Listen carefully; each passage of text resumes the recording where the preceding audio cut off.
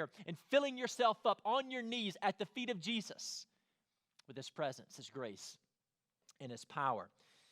So Stephen is like Jesus and the apostles. He's full of the Holy Spirit.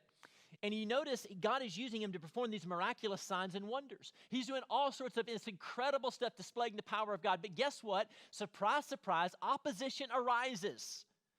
This opposition arises in the form of the Jews that Stephen was seeking to speak the gospel to.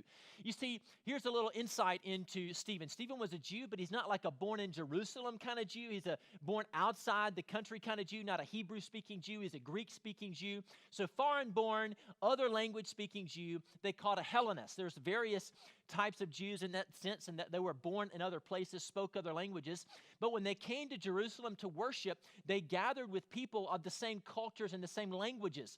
So you see here mentioned the synagogues of the freedmen, synagogue of the Cyrenians and Alexandrians, the synagogue from Cilicia and Asia. Who are these groups? These are various groups of people born, Jews born outside of Israel, speaking other languages that gather together for worship.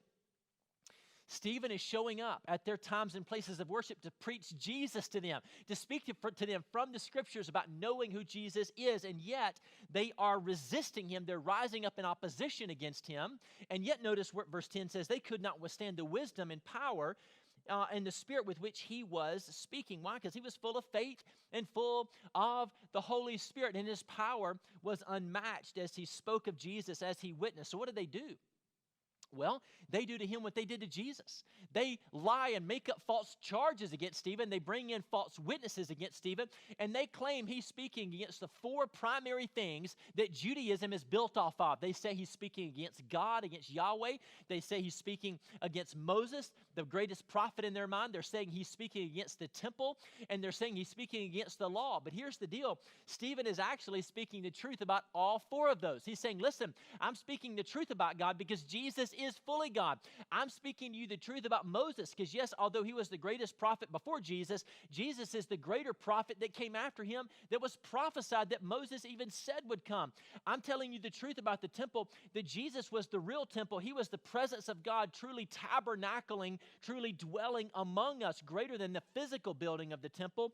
I'm telling you the truth about the law. Yes, God gave that so we can know how to follow and know his holiness, but Jesus has perfectly fulfilled it for us. Stephen is speaking to them, and yet the Jews have their eyes stuck on the past, stuck on a past tradition and customs, a past prophet that's dead, and a past physical building and that's obsolete now. Does that sound familiar?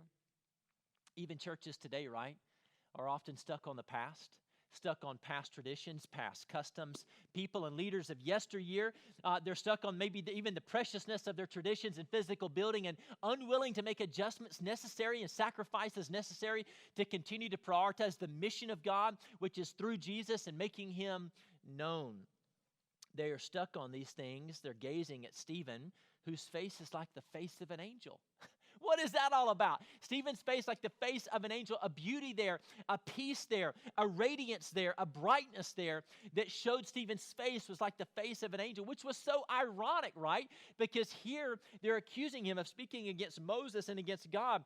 But what was Moses' face like when he would come back to the Israelites after being in the very presence of God? It was just like Stephen's face, radiant like the face of an angel, glowing so much he had to wear a veil as he came back to speak to the people. Who was it that showed up in the burning bush to reveal himself to Moses and the voice of God? It was an angel of the Lord, right? And God spoke to Moses through the burning bush. Who was it that delivered the law to Moses? It was angel. Stephen's face here is like the face of an angel. Witnessing, hear me, here's the truth we're seeing from this text. Witnessing is world-changing.